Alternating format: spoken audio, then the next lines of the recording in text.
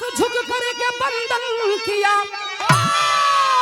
रख लिया वतन ने जो देश का, उसका सारा वतन अभिनंदन किया।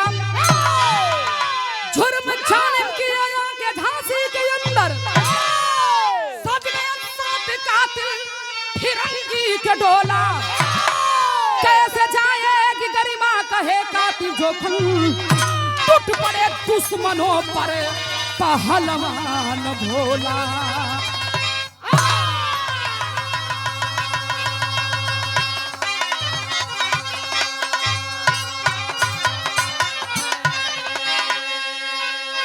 तमाम बिरहा आप लोगों ने सुनीला, लेकिन आए है कलेजा के छुअती बिरहा निकल सी।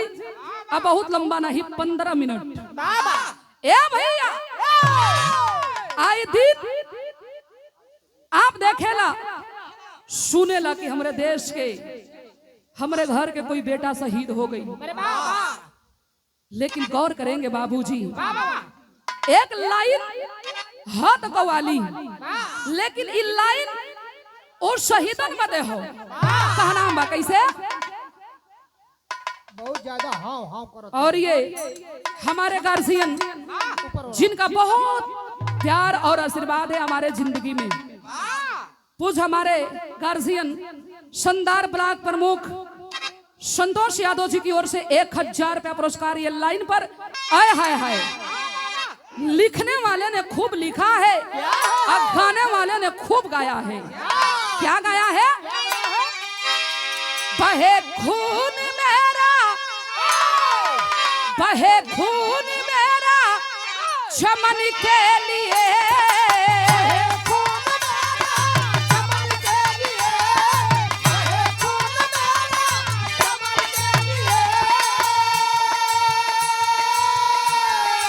पंचम यादव भट्टा मालिक सलेमपुर बगाही की धरती से, एक खून मेरा चमन के लिए,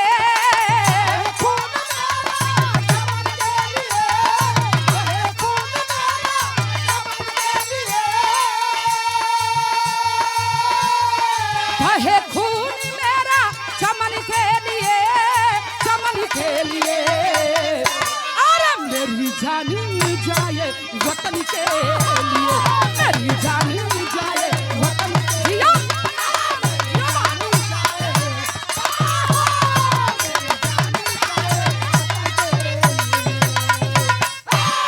लेकिन वीर के कहल गई, जवान के कहल गई। बिरहा में कभी जी भाव लिखत बानी, कहना बा कैसे?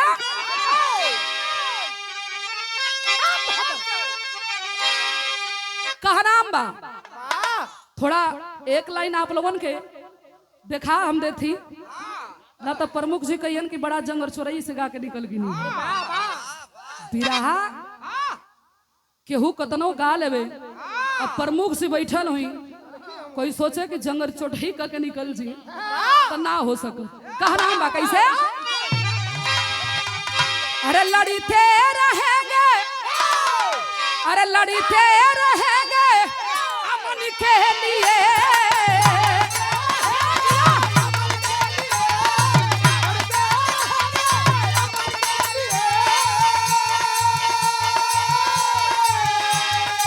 लड़ते रहेंगे अमन के लिए, अमन के लिए। अरे जवानी फिरता है वतन के लिए, अरे जवानी फिरता है वतन के लिए।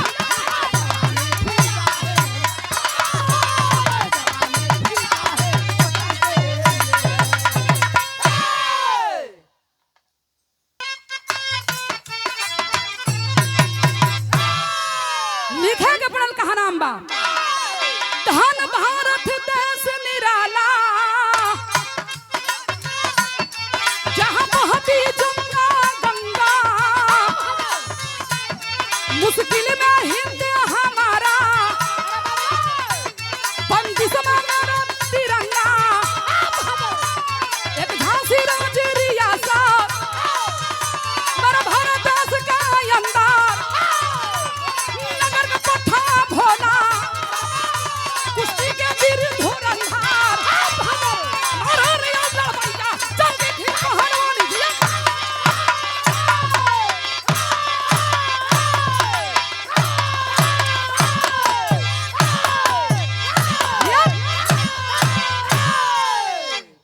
बात के आप लोगों ने समझ ली बाबूजी।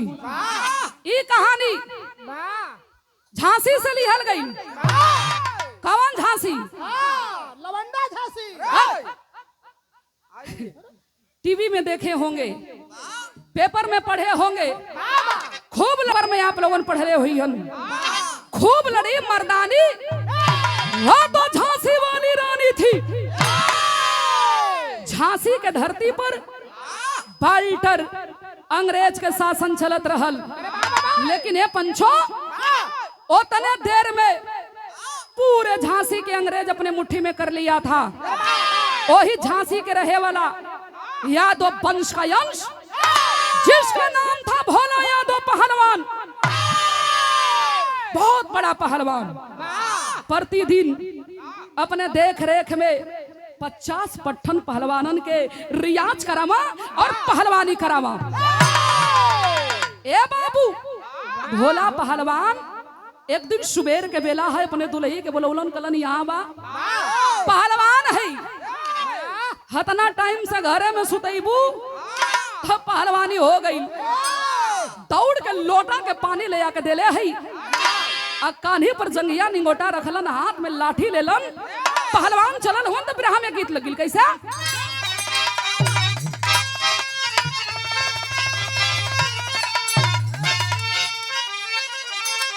कहा नाम बा? बिसेलाल जी। कोनो में हरारू अपने मरद से कहले बिया जा ये तोहार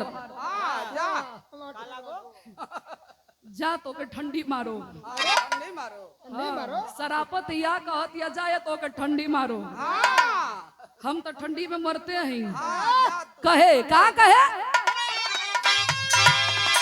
ये हो बलम जी,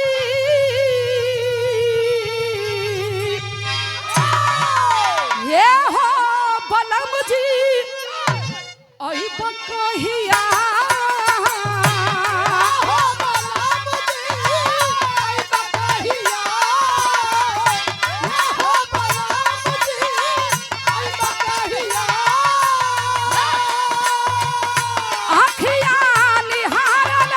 रोज रहिया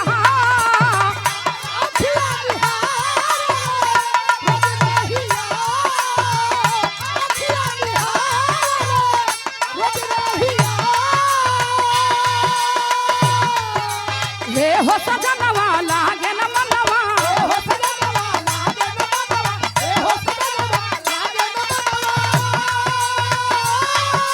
हे हो सजनवा लागे न मनवा, छुटिया जईता। अरे हई जवानिया, अरे हई जवानिया, आके जुटिया जईता, हई जवानिया, आके जुटिया जईता,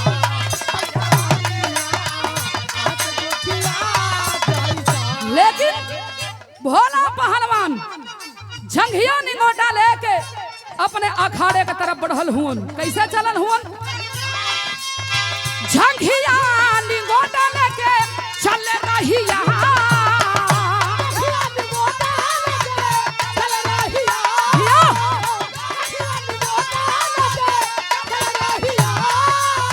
जगत पहलवानी के रह रहिया,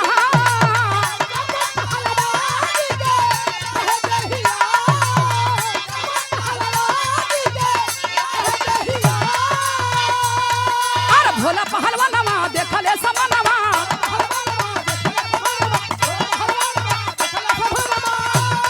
अरे भोला पहलवानवा देखले समनवा, सर कटा जई है।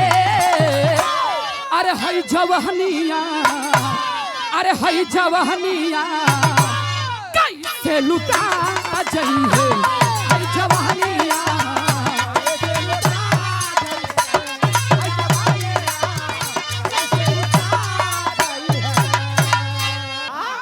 कि 7 अंग्रेज मिल के हमारे अखाड़े से 7 पहलवानन के खींच के वही बर के पेड़ में लटका के बारत हुआ। भोला पहलवान कलन के साहब, यहाँ एक बिरादरी के अखाड़ा ना चलेला, हर बिरादरी के लोग आवेला, और हर बिरादरी के लोगन के हम सम्मान करीला। जवन सजा देवे के आप हमें देला है साहब, लेकिन हमरे पहलवानन के कुछ मत करा। अंग्रेज बोला कि नहीं पहलवान, तुझसे मेरा कोई दुश्मनी नहीं है। तबले भोला पहलवान नया देखलन नता और हाथ में जवन लाठी ले रहलन, वही लाठी जब अंग्रेजन के मारे लगलन है भैया, तब पहलवान आदमी आई बिरादरी भी बड़ा गजब के होले। भोला या तो लगलन मारे अंग्रेजन के, मारत मारत सातों अंग्रेजवन के मुआ के अलसिया वही बर के पेड़ में लटका के चल देलन। अपने चेलन से कहलन कि भैया आज के दिन अखाड़ा बंद रही, बिहने जैसन होई वैसन बताई। पाल्टर अंग्रेज के पता चला है तो कैलाश का बिरहा में एक लाइन गीत बा। ए भैया काहे सुन करो भैया,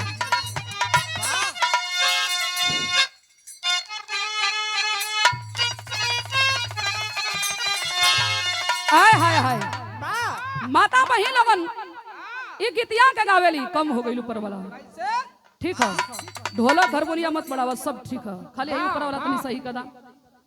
हेलो ठीक है, हेलो जैसे पहले बोलत रहला वैसे करा। ए गीत के माता बहिन लोगन गावेली, का गावेली? अरे गंगा जी के ऊंची बा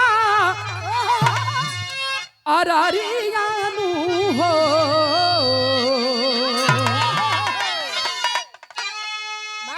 हेलो कि हमके मारे बदे कोई हिंदुस्तान के पहलवान हमरे 7 पहलवानन के मरले हा। तब बाल्टर अंग्रेज कैलस का, अरे सुन के अंग्रेजन के, अरे है सुन के अंग्रेजन के मराना वानू हो अहिले जालिम सायता।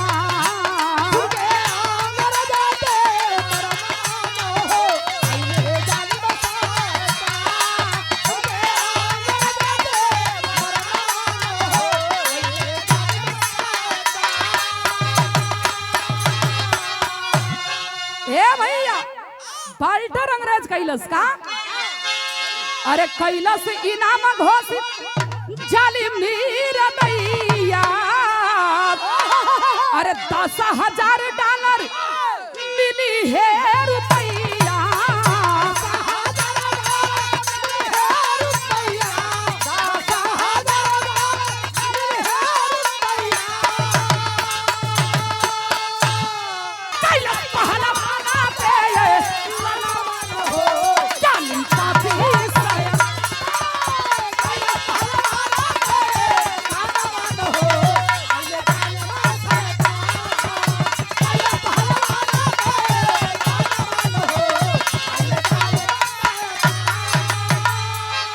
और ये छप्पा छप्पा अंग्रेज झांसी को घेरवा लिया, नाकाबंदी करवा दिया। बाबू घर छोड़ने हो भैया, 20 दिन भइल हा भागत हुवन, लेकिन घरवा के बा दुलही, दुलही के नाम बा गिरजा। आ गिरजा के गोदिया में 4 साल के एगो बेटा बा, बेटवा के नाम माई बाबू मिल के रखले रहलन लोरी के यादव। बोला पहलवान सोच गिलन कि आज ना तो कल अंग्रेज के ही गोली से हम मारल जाई। तो अंतिम मुलाकात चल के अपने बेटा और अपने बीबी से कह आई। राती के 12 बजत हो, हवा पकड़ के कलन की नाराज हो, कहे हम ना नाराज है, हम लइकवा रोज पूछेला, ओकर जवाब दे के तब घरे में आवा। भोला पहलवान हाथ छोड़ के, माथे पर पसीना, शरीर में कंपन बा, आंख में आंसू बा, अपन दुल्ही के हाथवा पकड़ के यही सीने पर रख के कलन की एक गिरजा हमके माफ कर दिया। हमार तोहार प्यार संबंध इतने दिन के रहल। हाथवा झोड़ के गिरजा 2 कदम आगे बढ़ के कली पहलवान खबरदार, खबरदार दोबारा ऐसा बोलना था। का कहत हुआ हमके भुलाए के कहत हुआ। 4 साल के मेरे गोदी में बेटा डले हुआ, अब हम कहाँ जाई वो पहलवान। तबले बाबू भोला पहलवान अपने दुल्ही के पकड़ के रो के ही कहले हुन। का कहलन?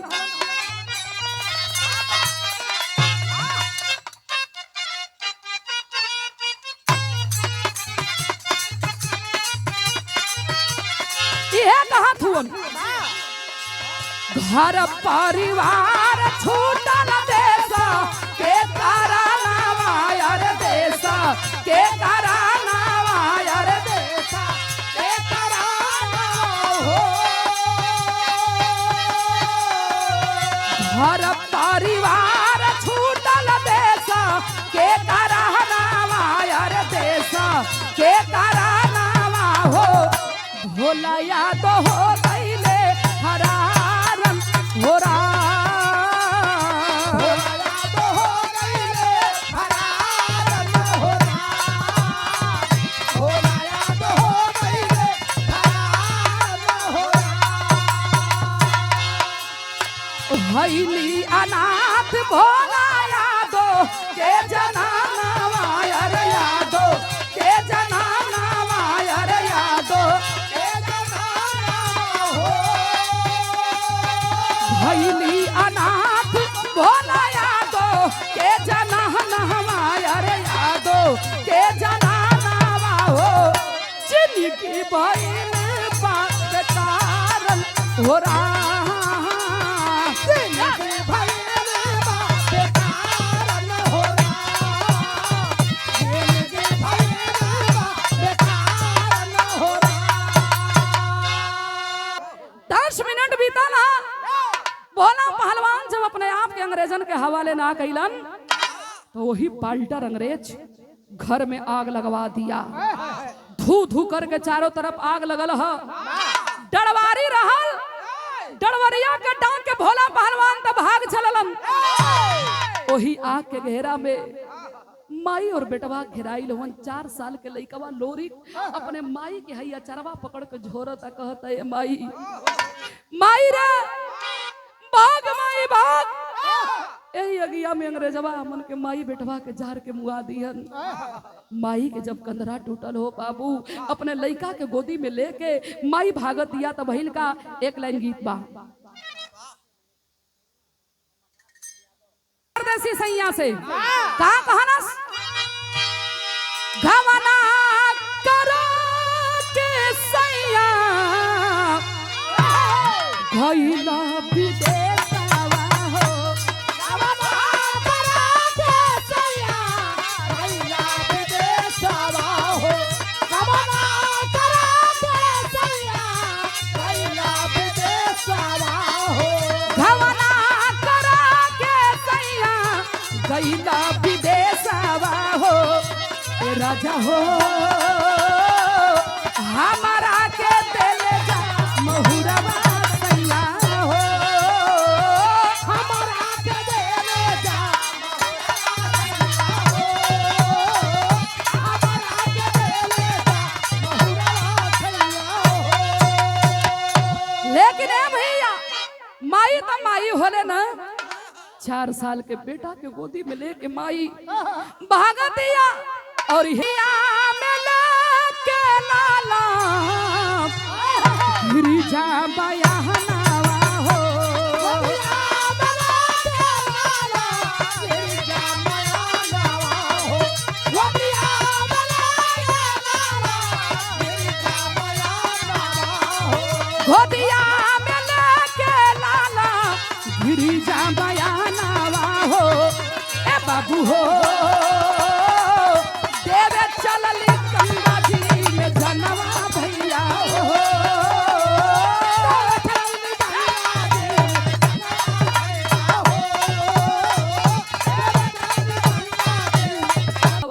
अपने माई के बाहर अकवारी पकड़ के भैया भैया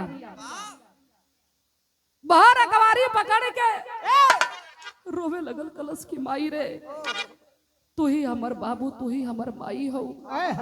कहली कि ना ए बेटा जब बाबू बिना करे जा मोट कलेला तो अब है माई बिना भी तो के अकेले जिए के पड़ी। 4 साल के बेटा वाह ओके का पता बा कि हमर माई हमसे का कहतिया भइल का विदेशिया के अंदर भाव हो मास्टर।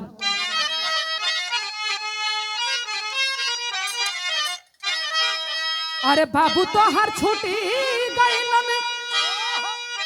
माई तो हर छूटी जाइए आ टूटी जा ई ममता के बा धानावारी हीरावा नवरे महीनावा का रभावा में दोवनी बेटा आ दूधावा पियवनी बनी पनावारे हीरावा लिखले विधाता विधि एक किस्मतिया में आ रहे तन दिन की मी लनावारे हीरावा। तना कह के माई गंगा जी में कूद गई लइकवा माई माई कह के चिल्लात बा। 4 मल्लाह छान के गंगा जी में से लेके अइलन। एक बुढ़ा मल्लाह के नजर पड़ल। वो मल्लाह डांटने लगा कि तू मां नहीं, तेरे पास कलेजा नहीं, वो पत्थर है। लइकवा के झपट के सीने से लगा के माई रोवे लगल। हमरे पीछे अंग्रेज पड़ल हुवन, हमें पहियन तो नोच के खा जइहन, हमरे बेटुआ के मार के फेंक दिहन। ओ बाबा हम कहाँ जाई? वही गिर जा। वो बुढ़े मल्लाह के कहने पर घूमते फिरते ग्वालियर के धरती पर आती है राजा रतन सिंह के दरबार। यही तरह सजल रहल जैसे यहाँ आप लोगन बैठ के बिरहा सुनतनी। राजा रतन बाबू आज जाके राजा के गोड़वा पर पुड़िया पटक के रोवे लगल। जतने माई रोवती है ना 4 साल के ऊपर बेटुआ उतने रोवत बा। राजा पूछ रहे हैं कि कौन है तू? हाथ जोड़ के कहती है कि साहब घर हमार झांसी में है, भोला पहलवान के हम पत्नी है, सैया हमार देश के खातिर बगावत कैलन। इहो ना पता चलत बाया साहब कि उज्जियत हुन की मर गईलन। माई बेटवा के कहीं सहारा ना हो। बड़ा उम्मीद लेके आपके दरबार में आई रही। चौका बर्तन करब 1 रोटी दे दिया, आधी रोटी हम खा के आधी रोटी अपने बचुआ के खिया के जिया ले इनकार मत करिया। राजा के ममता जाग गई, धर्म के बहिन बना के राख लेलन। ए बाबू समय धीरे धीरे बीते लगल। 15 दिन बीतल। राजा कन जाके लइकवा लोरिक छोटका जौन 4 साल के लइकवा है, हथवा जोड़ के आंख से आंसू चलत हो, कहत हो कि ये राजा तो से एक चीज मांगत बानी। राजा कलन की मांग ले बेटा। कहता है लोरिक छोटा बेटा कि हम अपने बाबू जैसन बड़का पहलवान बनल चाहत बानी। और राजा के रोमटे खड़े हो गए। गिरजा को बुलवाते हैं। अरे तेरा बेटा क्या कह रहा है? रोवे लगली कली चैलेंज करवाया है। तो भाई का बिरहा में एकलान गीत है मास्टर। क्या कहा? कैसा कहा मास्टर? अरे हाय झोलनी पबुड़ानी, अरे हाय झोलनी पबुड़ानी, जहाँ जिया मांगा दाम। अरे हमारा पाया जे बरा जहीरा जरादा।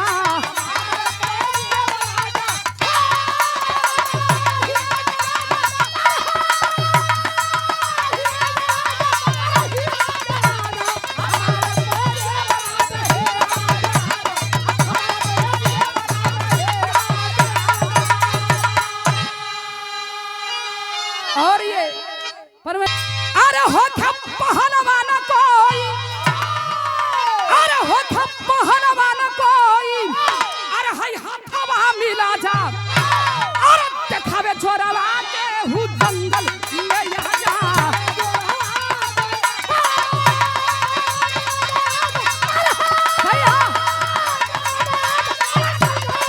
अरे जिया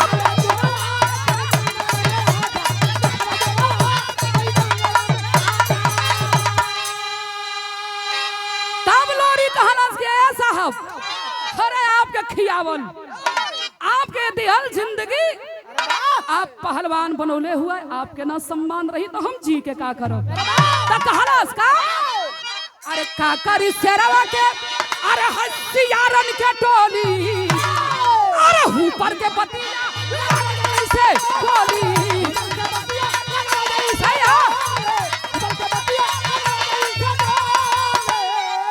अरे हसियारवा के शेर के, अरे हसियारवा के शेर के हुथावा लगाना, जंगलवा के हुतंगल में आ जा।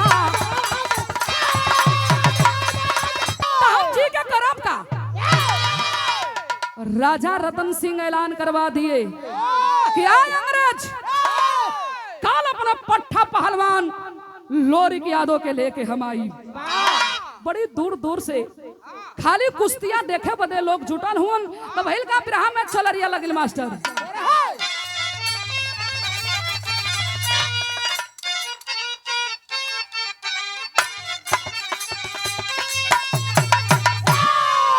एक गीतिया के हमारे गुरु लोगन गावा, कैसे गावा? बारी उमर कमरला चकनिया,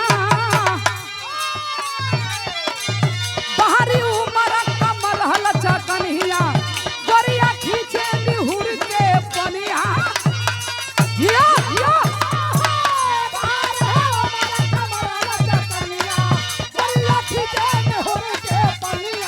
सीधे सीधे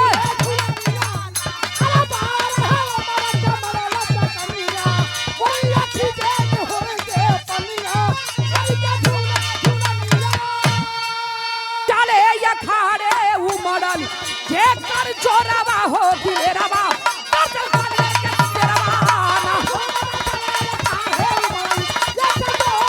भाई हाँ।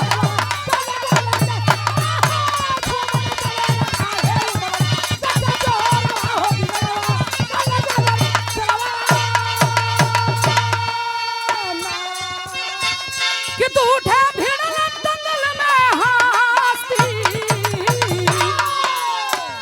कि तू उठे खींच के दस्ती, लोरी के मारला से खींच के दस्ती, पानी अपन बचवले पीसी, बनलवा कोरवा हो दिलेरवा, गर्दन मारियर के शेरवाना।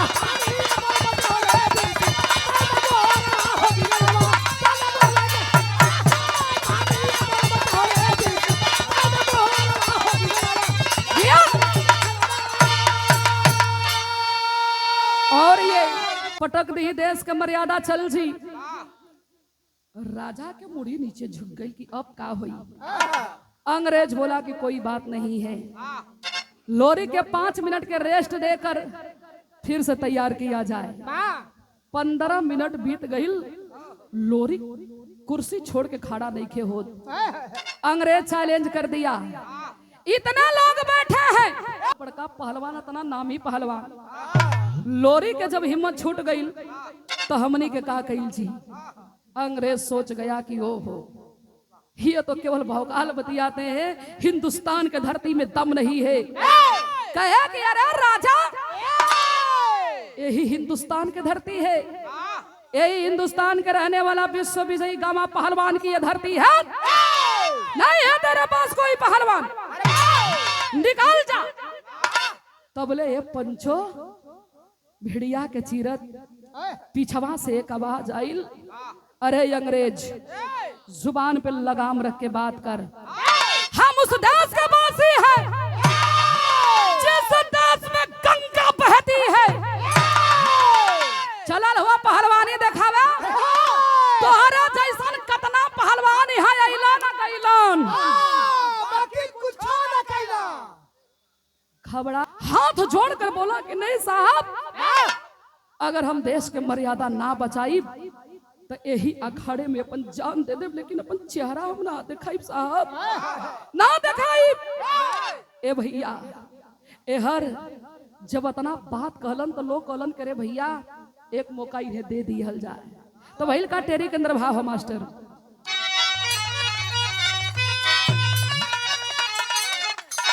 अरे बुढ़ौती में जवनिया जागल बा, अरे बुढ़ौती में जवनिया जागल बा, भैया चुनौती रे चुनौती रे चुनौती।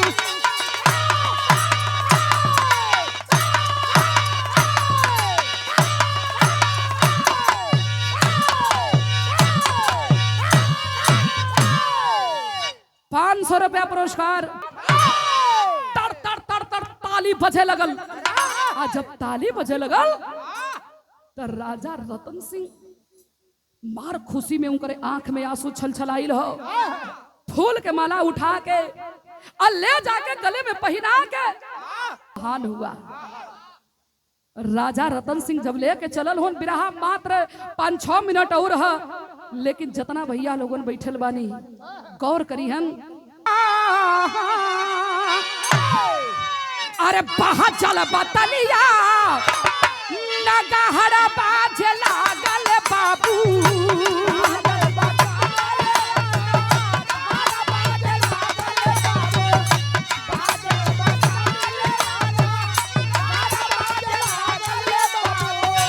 भोलावा के मानवा से भर गईले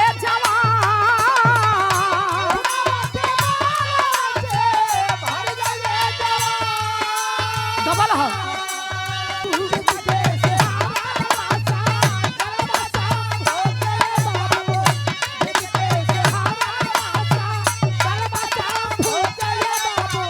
धन हउए धरती धना धन हो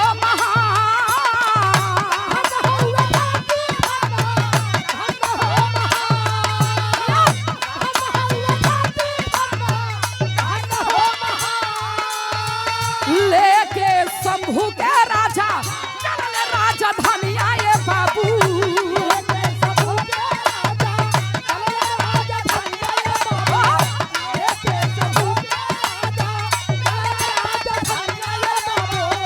पठान के चोरवा का रही हम पहलवा।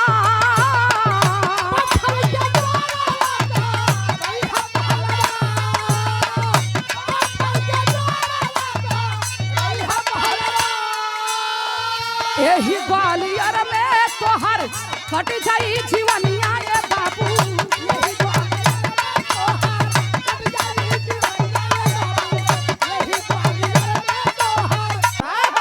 समय धीरे धीरे बीते लगल। समय कवन आइल? गुरु पूजा के दिन। जैसे एक चेला के अपने गुरु के प्रति बेसब्री से उस दिन इंतजार रहेला। सज गए राजा के दरबार। जितना पहलवान हुवन सब इनके अपन गुरु माने लगल, चूंकि बहुत बड़ा पहलवान हुवन, बड़ा ज्ञान मिले लगल। आई हो अपन सुबेरे 2 घंटा जाके पहलवानन के लड़ावा भिड़ावा रियाज इनहू के बने लगल। समय भी कटल करे। गुरु पूजा के दिन है। केहू फूल माला देत बा, केहू कपड़ा देत बा, केहू मिठाई देत बा, लेकिन लोरी खो भैया अपने माई कन पहुंचल बा। कहता ए माई हमरे गुरु जी के पूजा आ जाना तड़ी माई, फूल माला रुपया पैसा तो सब देत रे, हमके बड़ी मानेलन, अतना मानेलन लगला कि बेटा से बढ़ के हमके मारेलन। आलन ओपे इनकर नाम भी लिखल है। ले जो अपने गुरु जी के दे दे, लेके चलल है। गौर करेंगे बाबूजी, बहिल का मास्टर भाव है।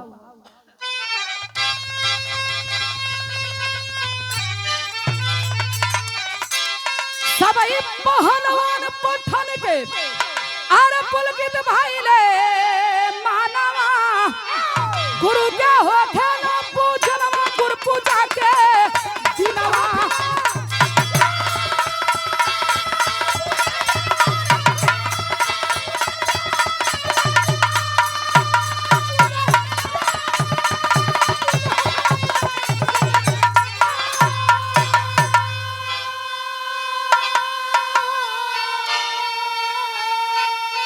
ए भैया लेके गई हो, कहे कि ये गुरुजी सब कर फूल माला रुपया पैसा स्वीकार कैले हुआ, लेकिन जो ना हम देवे जात ही ना वो कौनो छेला आपके ना देले भैया।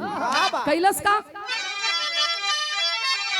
घर के हंसुली लोरी के दिहली गिरजा मतारी, गुरु के अपने दे के बेटा अरे कर्जा दिहा उतारी तबला परसल बनायनवा गुर पूजा के दिनवा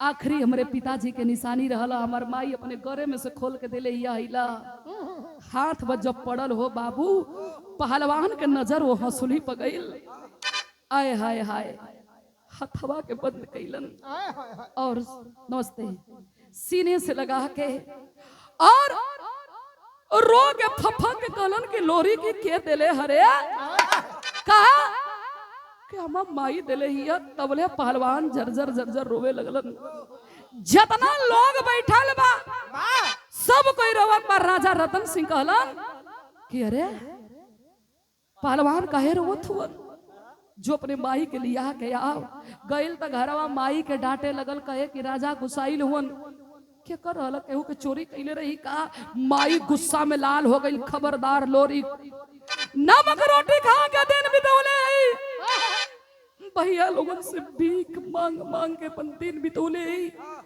लेकिन केहू के हम चोरी ना कैले हमरे पति के आखिरी निशानी हो लेके गईल भरल समाज है कहली हथवा जोड़ के का हो साहब आपो हमरे पर शंका करत हुआ ना साहब ना हमरे पति के हा ना विश्वास आता है लोरी तनी उनका नमवा पढ़ के बता दे रे जवन पहलवान बैठा रहलन हो बाबू उ कोई और ना रहल उहे भोला यादव पहलवान रहलन दौड़ गइलन ए गिरजा लगली वही दरबार में ताके कली की साहब ई त हमार भगवान के बोलिया लगत बा हो साहब तू कहां से आके बोल देलन नजर पड़ल दुल्ही अपने पति के भोला पहलवान के पहचान गईली कली का हो पहलवान कौन गलती कैले रही सुहागन भी है लेकिन विधवा बना के हमें रखला आखिर कौन कसूर हमसे भइल हो पहलवान आज अगर राजा ना होतन त हमन के माई बेटवा मर गिल होती जा आप कहले रहला ना कि हमरा बेटवा के बड़का पहलवान बनई है तोहरा बेटवा के बड़का पहलवान हम बनवले है ये तोहर बेटा है गुरु बिहारी पत्तू छै पर सुखनंदन की चाह